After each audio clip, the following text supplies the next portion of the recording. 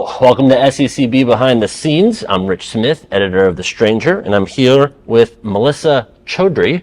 Did I get that right? Close enough. Okay. I just asked before, and I feel so depressed that I got it wrong. Chaudhry.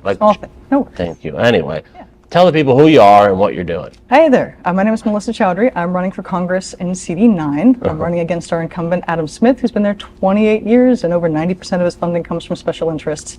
I am a grassroots candidate, 100% supported by the people. I am not a career politician. I'm a hardworking American. I have a background in climate change, professional development and affordable housing, infrastructure, all these types of things, addiction treatment, and I believe I'm the best person for this job. Great. What prompted you to challenge him? The genocide in Gaza was a big one, to be honest. The idea that someone could be maybe belatedly calling for a ceasefire, but still voting to send $26 billion to Israel as long as there's some bread and Band-Aids that go along with it for the people who are trapped and starving and being carpet bombed with American bombs. The issue for me is that his donors are making money off of those weapons. The longer this goes on, the more money they make. Well, on the issue of sending weapons to Israel, what do you say to counter arguments that say, look, Israel has a right to defend itself, particularly from Hezbollah in the north. And by the way, Hamas can, agree to the ceasefire right now, and the bombs will stop dropping. The only reason for Hamas to exist is because Israel isn't acknowledging the equality of the Palestinian people. If Israel hadn't been implementing an apartheid system and doing ethnic cleansing for the last 3 generations, there'd be no reason for a resistance movement. If we don't have a deep understanding of the origins of this conflict, we're not going to be able to make informed decisions.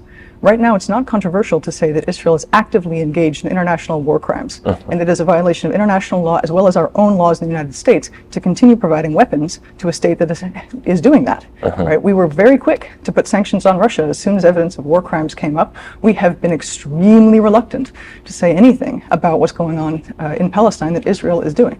Okay, so your answer would be don't send bombs, sanction Israel. And what do you do about the threat from Hezbollah?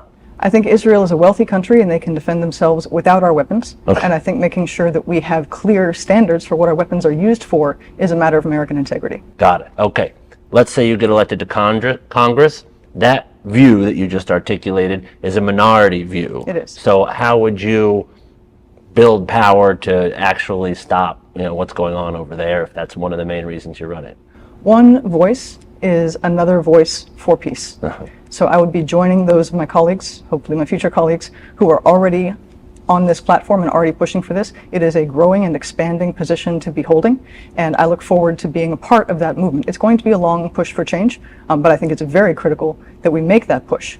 To actualize some of those values, you'd actually have to get into Congress. And looking at the financial disclosures, you have $0. Maybe you've raised a little bit in the last couple of days or last couple of months or since you've announced. And he has $1 million. So how do you plan to be competitive? Straight up grassroots organizing. I am not trying to beat Adam Smith on fundraising. Yes, we have raised some money since then. I'm trying to beat him on genuine representation for the people. I'm a grassroots candidate. I want, part of my platform is getting big money out of politics. I want to be a part of the movement of the people, of the many against the money. And it's all on the line for me. I got nothing to lose. And therefore, I hope that integrity and that vision is going to shine through, and that people are they'll just see our 2 names on the ballot, and it's up to them. Okay, well, thank you so much. Thank you. Appreciate it. See you. Yeah, cheers.